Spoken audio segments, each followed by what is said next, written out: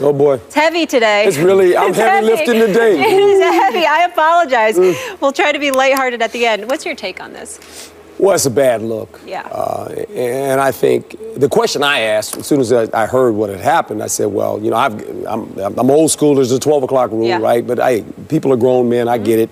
They're out partying, whatever, and we can discuss what time it was. It really doesn't matter what time it was. I think the question I would want to know if I was coaching, still coaching, I would call Lesean and say, look, tell me exactly. I want to hear your side of the story.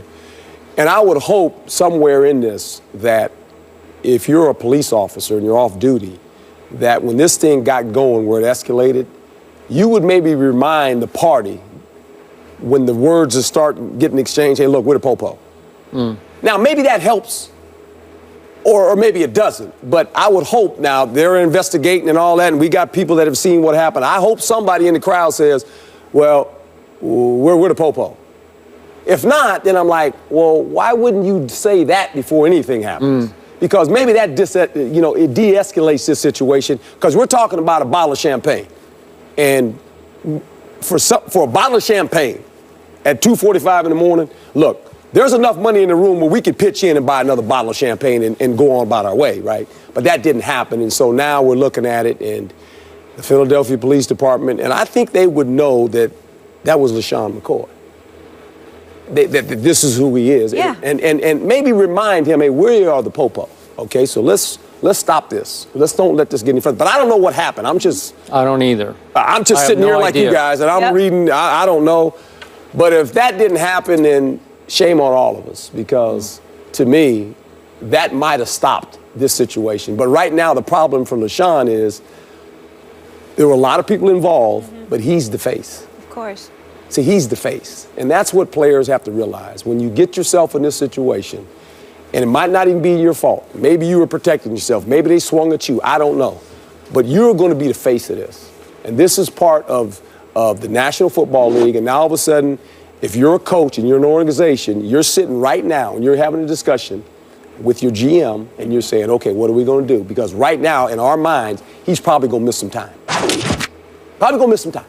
So you already anticipate that he's probably going to miss some time when the league gets involved with this. So you got to be ready to react. I hear everything you just said. I can't tell you how many times over the years I've worked with the great Stephen A. Smith on this show that he has ridiculed me for talking about my 12 o'clock rule, which is nothing good ever happens in a nightclub after midnight, in a nightclub. And Stephen A., to his credit, has come around slowly but surely to, okay, you got me, because it's one incident after another. It's almost like daily there's another incident. After midnight, this is 2:45 a.m., Never good. You combine alcohol, sometimes drugs, and beautiful women, and jealousy and resentment of pro athletes, and it's just like nothing good is going to come of this. It's a very volatile, dangerous situation. I have no idea how quickly it escalated or detonated, but as you know, it can go boom like that, and it happens before they have a chance to declare we're the popo. Right. You know, like that could happen. It could just blow up, and all of a sudden, punches are flying, and this happens and that happens. And look, I know Lesean pretty well. Yeah. He was just I can't tell you, I got a soft spot for him, man, because I like him. Yeah. He has a reputation. He's been in some bar fights before. And so I get that he could be involved in this one. I get it. I don't know the details. I hope he wasn't. Yep. Hope he gets exonerated.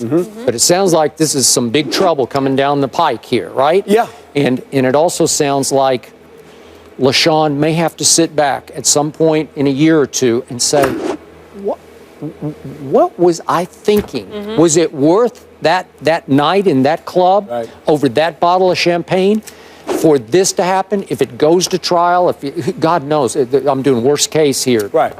If he has to serve some jail time, is it worth it? Is it worth it to taint your career, if not ruin your career? I would say the pain of discipline weighs out the pain of regret. Yeah, it's just, you get, when, it's like anything else. When you put yourself in a situation where you know there could, things could brew. Of course. You gotta, it's not, look, I'm not condoning players going out. I think they're grown. They have to have fun. Yeah. But I think there comes a point to where when you're in a situation, you can feel the room.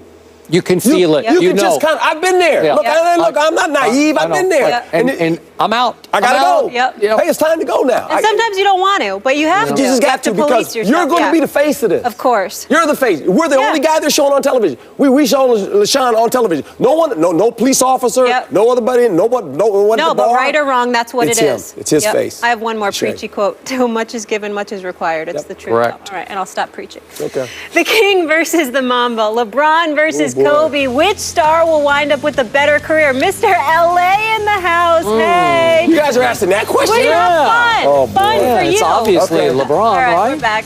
Whoa.